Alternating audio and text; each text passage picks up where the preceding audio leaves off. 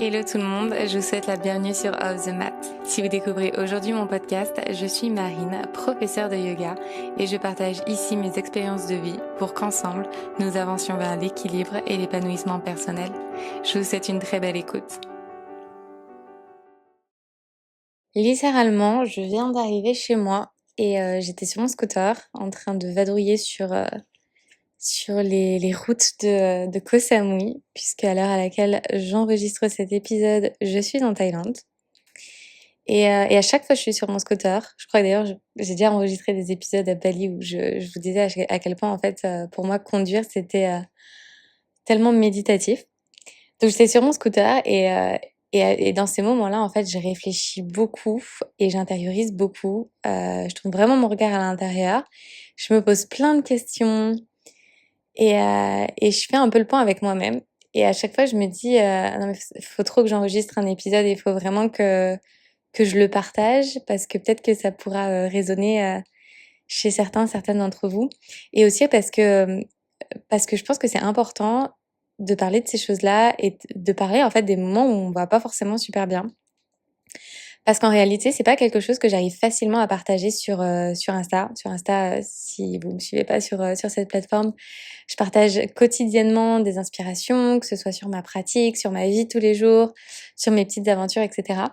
Et comme je suis de nature plutôt optimiste et positive, j'ai beaucoup de mal à dire ou en tout cas à trouver la bonne manière de partager en fait ces moments de ma vie où vraiment ça va pas du tout. Parce qu'il y en a, euh, je voyage seule et c'est un peu la dualité des introvertis pour ceux qui sont introvertis qui m'écoutent. Quand on est introverti et qu'à un moment on se sent seul, et ben on va pas forcément on va pas du tout vers les autres pour combler justement ce manque de solitude.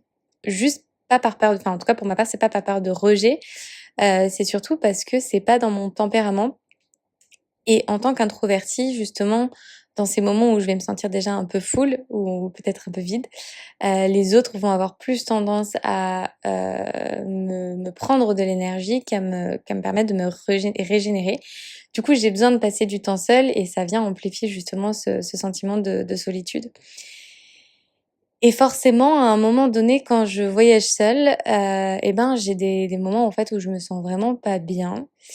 Hem Même si je sais que l'image que potentiellement je peux donner est pas celle-ci, je suis pas du tout quelqu'un qui a confiance en moi.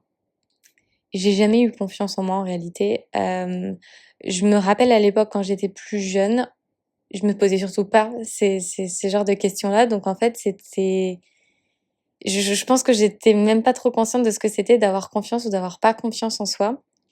J'étais, tout simplement et si je voulais un truc, je faisais en sorte de l'avoir. Si j'avais envie de plaire, bah, voilà, je me disais pas il y avait rien d'inaccessible tout simplement. Et ça a toujours été mon tempérament et finalement ça m'a toujours réussi donc c'est aussi une bonne leçon de se dire que finalement quand on se pose pas de questions et juste qu'on y va, bah, voilà, tout simplement. Et c'est vrai qu'en grandissant, on est de plus en plus confronté à des situations, on traverse de plus en plus d'événements, d'expériences qui vont, plus ou moins, on va dire, être traumatiques et qui vont faire qu'on va se remettre un petit peu plus en question. Mais voilà, tout ça pour dire que je suis pas du tout quelqu'un qui ait confiance en moi. Par contre, je suis quelqu'un qui bosse beaucoup, qui a des rêves, qui a des envies. Je suis très créative, donc dès que j'ai une idée, une envie, en fait, juste je me dis: «Bah, en fait, je vais la faire». Voilà. J'ai une idée, je vais lui donner vie, point barre et puis je vais la partager et qui aime, aime, qui n'aime pas, bah, n'aime pas tout simplement. Et dans ce processus où finalement, ben, je voyage toujours toute seule, je travaille beaucoup. Dès lors, en fait, que je vais, ralentir, soit parce que mon corps va me dire: «OK, là, tu es super fatiguée, ralentis, en fait, fais moins». Bah, tout simplement, en fait, quand on ralentit, bah, on a un petit peu vous savez, c'est un peu comme si vous couriez pendant, des mois et il y a plein de choses qui s'accumulent derrière vous et qui vous courent après. Donc continuez de courir encore un peu plus vite et au moment où vous arrêtez, bah, bam, en fait, vous prenez un petit peu tout ça dans la figure Et c'est bien. Enfin, je veux dire, c'est important de, à un moment de s'arrêter et de faire le point sur tout ce qu'on a traversé, mais surtout d'accueillir en fait toutes ces émotions qu'on a un petit peu niées, qu'on n'a pas trop écoutées, parce qu'on était un petit peu dans cette course effrénée du faire. Et, euh, et quand je m'arrête et que je me retrouve un petit peu à la fois face à une forme de vide, parce que je me dis, bah ok, j'ai pas envie de travailler, je me sens pas capable de travailler, j'ai pas cette énergie, j'ai pas ce sens créatif à l'instant T. Je sais que ça va revenir, hein, là, je vous enregistre cet épisode, ça va plutôt très bien. Mais c'est vraiment une rétrospective et une manière de voir les choses, quand je regarde en fait ma vie et ma manière de fonctionner. Et en fait, c'est quand il y a ces phases un petit peu de vide, d'absence, et du coup, ce sentiment de solitude qui se creuse un petit peu et de pas forcément arriver à savoir en fait vers qui se tourner ou vers quoi se tourner. Imaginez en fait vous vivez votre vie seul à 100%, vous faites tout seul. Et ce qui occupe, on va dire, 90% de votre quotidien, c'est votre travail. Et puis là, vous dites, OK, je fais une pause ou j'ai pas forcément besoin de travailler ou je suis fatiguée. Et ben, qu'est-ce qui se trouve, qu'est-ce qui se trouve face à vous, en fait? Qu'est-ce qu'on peut faire dans ces moments-là? Euh, c'est difficile aussi quand on a un rythme de vie comme le mien ou une vie comme la mienne. Et je pense que pour ça, il y en a beaucoup qui vont résonner avec ce que je vais dire parce que post tous ces événements qu'il y a eu dans le monde, on est de plus en plus à travailler en ligne et avoir un travail qui est dématérialisé. Ben finalement, les personnes qu'on rencontre, la plupart du temps, c'est des personnes qui vont avoir ce même rythme de vie, ce même style de vie, qui vont avoir aussi un petit peu cette bougeotte parce que bah voilà, moi je me rends compte que bah j'adore bouger en fait. J'ai beau me dire bah j'aime pas vivre en France et c'est une réalité. En tout cas, j'aime pas y passer plus d'un mois ou deux, je me sens vite plus très bien. C'est un peu le cas de façon assez globale, c'est-à-dire que j'ai un peu besoin de bouger tous les 2-3 mois. C'est fatigant à la longue, c'est certain, mais je sais que c'est aussi la manière dont je me sens la plus vivante et mine de rien aussi la plus ancrée étrangement. Je me rappelle quand je suis arrivée en Thaïlande, la première chose que j'ai ressentie, c'est de l'alignement. Je me suis sentie chez moi, je me suis sentie hyper ancrée, beaucoup plus que quand je suis arrivée en France. Aussi parce que pendant 3 ans, j'ai été habituée à être en Asie, j'ai été habituée aussi à avoir ce rythme en fait finalement de bouger tout le temps. Donc tout ce qui sera familier nous fera nous sentir comme chez nous, aussi inconfortable que ce familier puisse être. Et finalement, quand je me suis retrouvée en Thaïlande, à bouger un peu toutes les 2 semaines, tous les mois, etc., je me suis juste sentie trop bien, hyper épanouie, même si je sais qu'au fond, c'est pas long-termiste. Et là, enfin, je l'ai vu, je l'ai ressenti. Au bout de 2, au bout de 3 mois, on a un peu cette sensation d'avoir fait le tour et de se dire bon bah ok, à nouveau j'ai fait le tour de quelque chose que je pensais être une nouvelle porte, peut-être un nouveau chapitre, je ne sais pas. Et finalement, je me ressens à nouveau seule et à nouveau, je ressens des émotions qui sont, c'est pas difficile, mais en tout cas presque inexpliquées. À la fois, cette sensation de se dire, ok, est-ce que j'ai fait une erreur? Non, j'ai pas fait une erreur parce que à un instant T, j'avais besoin de ça, à un instant T plus un, j'ai besoin d'autre chose. Euh, et à la fois de se dire, bon bah ok, mais du coup, pourquoi je me sens comme ça? Est-ce que c'est ok de se sentir comme ça? Et surtout, est-ce que je peux dire que je me sens comme ça? C'est pas facile, je trouve, d'apprendre à valider ses émotions. Et je parle pas uniquement sur les réseaux sociaux. C'est une chose, les réseaux sociaux, mais il y a la vie aussi, il y a la vie réelle. Et je me suis posé cette question, je me suis dit, mais à quel moment, en fait, on joue pas tous et toutes à un moment un rôle de manière complètement inconsciente? Je prends un exemple, que ce soit dans un groupe d'amis ou avec sa famille, dans quelle mesure, en fait, on n'est pas en train d'ajuster aussi bien ses actes, ses paroles que ses émotions pour se sentir appartenir et pour avoir la sensation finalement de faire partie d'un groupe, de faire partie d'une communauté et vraiment se sentir appartenir à quelque chose. Quand j'invalide un petit peu mes émotions, quand je suis un peu dans cette course à aller toujours en fait à gauche, à droite, et pas être vraiment connectée à ce que je ressens à l'instant T, dans quelle mesure finalement je suis pas en train de jouer un rôle. Et ce rôle, je pense qu'il est, il est accentué par ce réflexe, on va dire, qu'on a un peu tous en tant qu'être humain, alors de placer les autres, mais aussi de se placer dans des boîtes, dans des catégories. Et c'est hyper réconfortant enfin, la première, en fait, de se dire, OK, j'appartiens à cette catégorie, des gens qui sont un peu atypiques, qui ont un style de vie un peu plus atypique, ou presque j'appartiens à cette boîte des gens qu'on peut pas mettre dans une boîte tout simplement. Qui je suis, qui tu es, lorsque tu n'essayes pas d'être quelqu'un d'autre, lorsque tu n'essayes pas de plaire, lorsque tu n'essayes pas d'être cette personne à qui t'a collé une étiquette. Étant prof de yoga pendant longtemps, je me suis dit ok, je peux pas enseigner autre chose ou je peux pas dire explicitement que j'enseigne autre chose parce que je suis prof de yoga en fait. Donc j'appartiens à cette catégorie-là, donc ça va être difficilement explicable, difficilement peut-être compréhensible. Donc du coup, en fait, je m'enferme dans quelque chose qui me rend, alors, je dirais pas qui me rend peut-être pas heureuse, mais en tout cas qui m'enferme dans quelque chose alors que je pourrais m'épanouir dans quelque chose de beaucoup plus vaste. Et je pense sincèrement que dans la société dans laquelle on vit, c'est un peu en fait une forme de quadrillage. On a une société qui est hyper quadrillée et on se met entre deux, trois, quatre lignes pour se placer dans une petite boîte et dire, OK, là, moi, j'appartiens à ça, j'arrive à me définir à travers de ces lignes-là. Du coup, je vais faire ça, je vais le faire comme si. Et puis, du coup, j'écouterai pas quand j'aurai envie de faire autre chose parce que de toute façon, je serai plus du tout connectée à moi parce que je serai à fond dans ce quadrillage et dans cette grille de lecture-là. Finalement, prendre le temps de faire un step back, de se demander où est-ce qu'on est au bon endroit, est-ce qu'on est en train de faire les choses qui nous plaisent et qui nous épanouissent ou au contraire est-ce qu'on est en train de s'étouffer dans quelque chose qui ne nous appartient pas, qui ne nous appartient plus.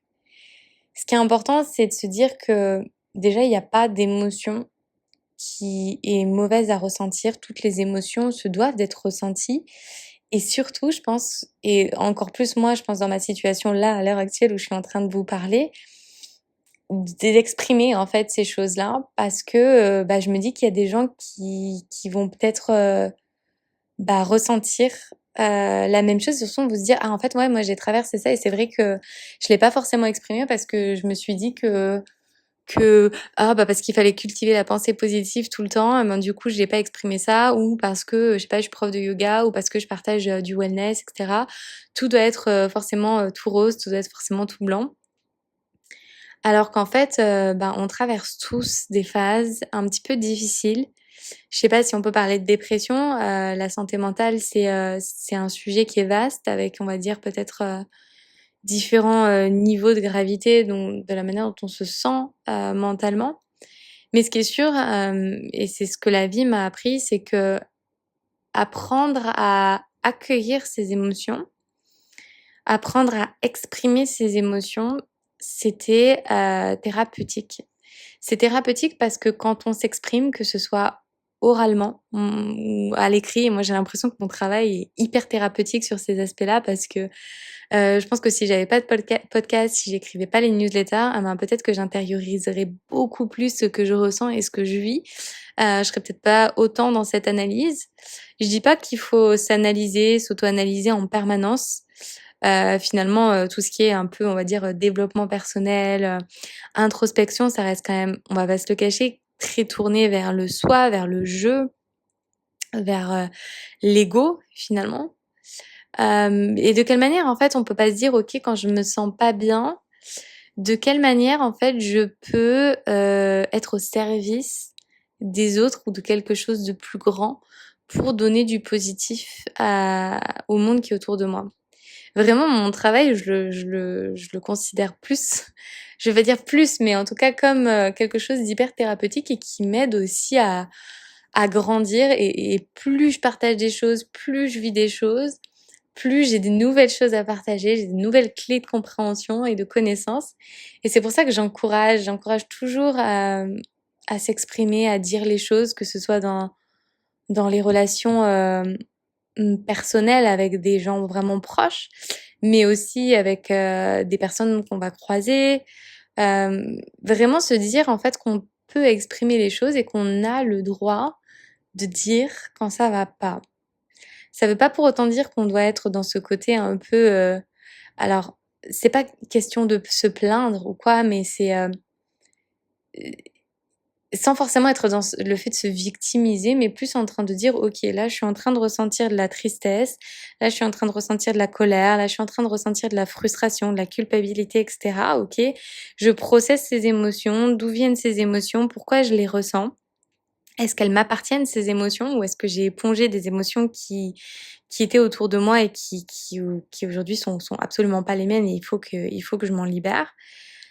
Et de quelle manière finalement, une fois que je me libère de ces émotions, je peux me réincarner dans ce monde, dans une version, complètement pure, complètement neutre de moi-même et je peux mettre au service des autres et du monde cette version pure de moi-même. Encore une fois, et j'ai vraiment envie de mettre l'accent dessus, c'est normal de traverser des downs dans sa vie. La vie, c'est pas une courbe toute droite, c'est plein de grandes bosses et en fonction de la manière dont on fonctionne, en fonction de ta personnalité, moi je suis très dans mes polarités donc je peux descendre très bas comme je peux monter très haut et la vie me l'a prouvé et comprendre en fait juste comment on est et la manière dont on fonctionne, c'est aussi faire preuve de tellement plus de compassion et de bienveillance envers son propre chemin. Aujourd'hui, pour la petite anecdote, en 4-5 ans de construction de ce que j'ai aujourd'hui, d'un point de vue, on va dire, professionnel, réseaux sociaux et cetera, je pense qu'au moins, 6-7 fois, peut-être 10 fois, je me suis dit: «OK, ça fonctionne plus, la lassitude va s'installer, j'ai l'impression d'apporter aucune valeur, j'ai l'impression d'être inutile», enfin vraiment, c'est vraiment comme ça que je fonctionne. C'est grosse chute de confiance en moi et je me suis dit: «OK, qu'est-ce que je peux faire demain pour me reconvertir?» No joke, c'est vraiment arrivé et ça arrive encore et je sais que ça réarrivera et que c'est qu'une question de phase, en fait, où, par exemple, si je suis très fatiguée, je vais avoir une grosse baisse de confiance en moi et je vais voir tout noir et puis, d'un coup, je sais pas, je vais avoir une super bonne nouvelle ou je vais me sentir trop bien, je vais vivre un truc super sympa, je vais aller dans un super café, je vais revoir une pote et cetera et là, d'un coup, ça va me redonner un bon boost et d'un coup, le lendemain, je vais commencer à revoir, hyper lumineux, hyper blanc et cetera. Je ne suis pas bipolaire, j'ai pas été diagnostiquée bipolaire, mais je suis quelqu'un qui vit dans ses polarités, qui vit dans les extrêmes émotionnels parce que je suis quelqu'un de très sensible et c'est OK à partir du moment où on sait comment on fonctionne et vraiment quand on comprend qui l'on est, quand on comprend la manière dont on appréhende la vie, je pense que c'est ainsi qu'on peut, faire preuve de beaucoup plus d'amour envers soi-même, beaucoup plus de compassion envers soi-même. Auparavant, je me serais auto-flagellée, en fait, je me serais dit: «Mais en fait, tu prends des décisions sans réfléchir, toutes les décisions que tu prends, c'est des erreurs, tu ne cesses de te tromper sur ton chemin», alors qu'en fait, il y a pas de décision qui est une erreur. Il y a une décision dont on a besoin à un instant T et je le répète, c'est une décision dont on aura besoin à un instant T+1. Tu décides d'emménager, n'importe quoi, tu décides d'emménager à Bali, 3 ans après, 1 an après, 1 mois après, tu dis: «Bah, en fait, ça me correspond pas slash plus». OK, très bien. Ça a fonctionné pendant 1 mois, ça a fonctionné pendant 1 an, ça a fonctionné pendant 3 ans. Maintenant, on change. Je pense que les gens qui sont anxieux et qui ont un besoin, excessif de sécurité et moi, je pense à mon papa parce que j'ai une relation très proche avec mon père. C'est quelqu'un à qui je vais toujours avoir besoin de partager les choses, de recevoir une forme d'approbation, même si c'est quelque chose dont j'essaye un petit peu de me distancer. Mais comme forcément c'est un papa et en plus c'est une ancienne génération, aujourd'hui il a une soixantaine d'années, forcément lui il va chercher l'extrême sécurité. Et donc il a un peu du mal parfois à se dire: «OK, ma fille en fait elle change d'avis toutes les 15 du mois en fait». Donc lui derrière c'est le stress tous les 15 du mois. Mais finalement, j'ai fini par lui dire un jour, tu sais, papa, au final, bah, la vie, c'est ça. Aujourd'hui, je prends cette décision-là, mais peut-être que dans 1 an, ce sera différent. Peut-être que dans 2 ans, ce sera différent. Si j'attends tout le temps, en fait, de sentir qu'il y a une finalité dans mon choix, je sais qu'en fait, je ferai jamais rien et je bougerai jamais et je prendrai jamais de décision et j'en resterai toujours à ce point-là. Et finalement, pour moi, ça a été, de couper un petit peu je dirais pas c'est couper le cordon parce que j'ai toujours une relation, proche. Je pense que c'est pas quelque chose qu'on peut complètement, stopper et puis c'est pas quelque chose que j'ai envie de stopper, mais c'est par contre, c'est de s'émanciper, en fait et de se dire: OK, je sais que je fonctionne comme ça, je vais prendre une décision, je sais que dans quelques mois, quelques années, ce sera différent donc comment je peux, faire en sorte que au moment où je veux changer justement de choix et de décision, j'aurai une forme de sécurité derrière et je sais que, bah, voilà, je pourrai rebondir d'une certaine manière. Je pense très sincèrement que tout passe par la compréhension de soi. Le yoga, c'est un merveilleux voyage, c'est une boîte à outils qui est absolument, incroyable parce que, moi, c'est vraiment quelque chose qui m'a donné des clés de compréhension. Après, il y a plein de grilles de lecture qu'on peut retrouver. Je mets souvent ça en parallèle avec le développement personnel parce que finalement, il y a une forme de développement personnel dans la philosophie du yoga. Après on aborde les choses, de la manière dont on a envie de les aborder, c'est certain. Mais finalement, les outils, les conclusions sont un petit peu les mêmes. C'est que pour, faire preuve parce que c'est ça en fait la réponse à tout, c'est l'amour. Pour faire preuve d'amour envers soi-même, il faut se connaître et une fois qu'on se connaît, il faut s'accepter, il faut pas essayer de se changer. D'un point de vue émotionnel, c'est exactement ça, c'est de se dire: «OK, j'ai un tel degré de sensibilité à telle ou telle situation, je vais réagir comme ça. Mes cycles de vie, ils sont plus ou moins, rapides, lents. J'ai besoin de ça dans ma vie, j'ai pas besoin de ça dans ma vie». Je sais voilà, vraiment, moi je vous invite à vraiment à vous plonger dans le yoga si c'est quelque chose qui vous intéresse, à vous plonger dans le human design, à vous plonger dans l'astrologie, peu importe vraiment le domaine qui va résonner en vous, qui va vous parler ou peut-être ça va être un mix de tout ça. Moi personnellement, j'arrive à me retrouver dans tout ça et à chaque fois que je réfléchis à un domaine de ma vie, à une expérience de ma vie, parfois je vais penser plus astro, parfois je vais penser plus human design, parfois je vais penser plus yoga, et cetera, et cetera. Mais c'est vraiment cette richesse d'informations qu'on peut avoir à disposition aujourd'hui dont il faut se nourrir. Ça veut pas dire qu'il faut ouvrir des bouquins tous les jours, ça veut pas dire qu'il faut écouter des podcasts tous les jours, ça veut juste dire qu'il faut rester curieux et que, ben, quand on se retrouve face à une incompréhension, essayer justement d'aller chercher cette compréhension au travers, bah, de l'information qui se trouve sous le format qui nous plaît le plus. Je suis la dernière à ouvrir des livres, vraiment j'ai jamais aimé lire. J'adore écouter des livres, j'adore écouter des podcasts, j'adore l'information rapide et facilement accessible et à partir de cette info facilement accessible, ensuite, bah, je réfléchis avec moi-même et j'ai ce côté, plus, «artiste» entre guillemets, où en fait je vais un petit peu épiloguer autour de tout ça et je vais, de fil en aiguille trouver un petit peu mes réponses. C'est OK en fait, d'être dans des downs, c'est OK d'être dans des ups, c'est OK de ressentir de la joie, comme c'est OK de ressentir de la une forme de dépression et de solitude. Je pense que la solitude, c'est un sentiment qui nous habite tous et toutes. On est vraiment dans une société, dans une manière de vivre qui est dans le plus, le très, très vite et cetera. Dès lors qu'on ralentit, parce que l'invitation, elle est là, dès lors qu'on ralentit, bah, forcément, on se retrouve face à un vide et on se retrouve un peu face à OK, qui je suis en fait? Et est-ce que j'ai le droit, d'être, cette personne-là? Et est-ce que je vais m'autoriser à être cette personne-là? Parce qu'est-ce que je vais être capable finalement de m'opposer à une structure, dans laquelle j'ai évolué pendant, tant et tant et tant d'années et qui finalement, bah, j'ai l'impression me définit, m'aide à me définir et aide les autres aussi à me définir. Pour terminer sur ce sujet, pour clôturer, je voulais partager quelques, petites routines, quelques petits conseils, on va dire, ou en tout cas ce que moi je fais quand je me sens dans ces moments-là, où je me sens seule, où je me remets un petit peu en question, où j'ai tendance un peu à paniquer, et pour pas tomber en fait dans la crise un petit peu anxiogène, et ben, ce que je fais en fait, c'est que je vais accueillir ce que je suis en train de ressentir et je vais m'autoriser.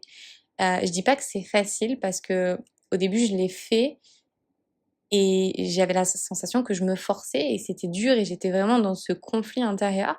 Et puis au fur et à mesure, j'ai laissé les choses en fait se mettre en place presque comme des routines et c'est devenu des habitudes de me dire ok, maintenant quand je ressens cette émotion, ça sert à rien, je vais pas pousser le truc, je vais pas me forcer à faire quelque chose sous prétexte que j'ai l'habitude de le faire. Je vais m'autoriser et je vais accepter l'idée que je mérite et que j'ai le droit aussi d'avoir des phases de doute. J'ai le droit de ressentir, telle émotion. J'ai le droit de me sentir fatiguée. C'est pas pour autant que je suis en échec, c'est pas pour autant que je suis nulle, c'est pas pour autant que je suis inintéressante, pour autant. Mais vraiment être dans cette écoute de ces émotions et hem et sortir un peu de ses œillères. Moi, je sais que j'avance dans mes routines, dans mes habitudes, dans ma structure quotidienne. Et quand je suis dans ces phases-là, je me dis: «OK Marine, là, sors de ta routine habituelle, fais les choses différemment. Au lieu de prendre ton café l'après-midi, va prendre le matin. Plutôt que de te mettre sur ton ordinateur, je vais pas dire ouvre un bouquin parce que je le ferai pas, mais je sais pas, va marcher à la plage, va marcher, va faire une balade, va au marché». Enfin vraiment sortir sa tête, du schéma dans lequel on est, ce qui va apporter tellement plus de clarté sur sa vie. Moi, je sais que souvent je rumine, au sein d'un certain environnement et dès lors que je change d'environnement, mais waouh! J'ai l'impression que d'un coup la vie, elle a repris toutes ses couleurs. Donc vraiment ce truc de se dire: «OK, c'est difficile, j'ai pas forcément envie, c'est assez inconfortable, mais j'y vais quand même parce que je sais que, c'est par là, en fait, que je dois passer. C'est là qu'il est le voyage, vers l'amour de soi». Mon autre conseil et c'est ce que je suis en train de faire là, c'est d'exprimer, en fait, les émotions. Si on se sent pas à l'aise pour les exprimer auprès de quelqu'un ou qu'on n'a pas forcément quelqu'un en qui on a je sais pas si c'est de la confiance, mais en tout cas, on se sent à l'aise pour partager ce genre d'émotions-là. On prend un carnet et on écrit. On peut ouvrir son dictaphone aussi sur son téléphone comme je suis en train de le faire et on n'est pas obligé de le partager au monde entier et juste en fait, parler. On n'est pas fou, hein. On a le droit de parler comme ça, sans forcément qu'il y ait quelqu'un qui nous écoute, mais juste le fait de venir ouvrir son chakra de la gorge, de venir rééquilibrer tout ça, d'être vraiment dans l'expression de sa vérité, mais ça fait un bien fou. De même que ce travail de l'être que j'invite toujours à faire, quand on a une forme de colère, une forme de non-dit, de frustration, de voilà, envers, un événement qui s'est passé vis-à-vis de soi, vis-à-vis de quelqu'un d'autre, écrire une lettre à soi ou à quelqu'un d'autre pour juste lui exprimer les choses, peut-être de façon hyper brutale parce que ça sortirait jamais comme ça, dans la réalité des choses, ça fait un bien fou. Je l'ai expérimenté d'ailleurs quand je suis arrivée en Thaïlande parce que je sentais que j'avais énormément de colère vis-à-vis, de ma famille, alors qu'en fait, mais il y a zéro raison d'avoir de la colère envers ma famille, mais c'était des petites choses qui s'étaient accumulées, qui m'avaient frustrée et que j'avais laissé en fait, un peu m'étouffer parce qu'en fait, il y a que moi qui ai choisi de laisser ces choses-là, me manger et je me suis dit ça a été un genre de discussion intérieure avec moi-même et j'ai dit: «Mais si je dis ça, c'est méchant et puis en plus, ils méritent pas que je dise ça et puis en plus, ils m'ont pas forcé» et cetera et en fait, j'ai écrit. J'ai écrit une lettre et ensuite je me suis mise sur mon tapis et j'ai exprimé toutes ces choses-là et c'est sorti vraiment comme s'ils étaient face à moi et à la fin de ce processus-là, je me suis dit: «Waouh! Si je leur avais exprimé ça en vrai, mais ça aurait été horrible». Je me serais sentie trop mal parce qu'ils méritent pas du tout que je leur dise ça et en plus, c'était pas justifié en fait que je leur dise ça. Enfin voilà, c'était juste des émotions que j'avais gardées en moi et que je m'étais pas autorisée à exprimer parce que, personnellement, moi, je ressens tellement fort les émotions que j'ai du mal à les faire ressortir à l'instant, de façon hyper, diplomatique et bienveillante et j'ai besoin, en fait, de process, mais parfois je prends pas le temps de process et du coup, je les accumule et à un moment, ça a besoin de sortir. Donc vraiment faire ce travail, que j'appelle complètement, thérapeutique, cathartique, d'exprimer les choses et plus vous le ferez régulièrement, quotidiennement, plus en fait vous permettrez à votre corps de ne pas emmagasiner, à vos cellules de pas emmagasiner en fait toutes ces émotions parce qu'à un moment ça va vous étouffer et vous allez avoir envie, tout simplement, d'imploser. Ralentir, c'est inconfortable, pour tous les aspects que j'ai cités. C'est inconfortable aussi bien d'un point de vue estime de soi, culpabilité, valeur, etc.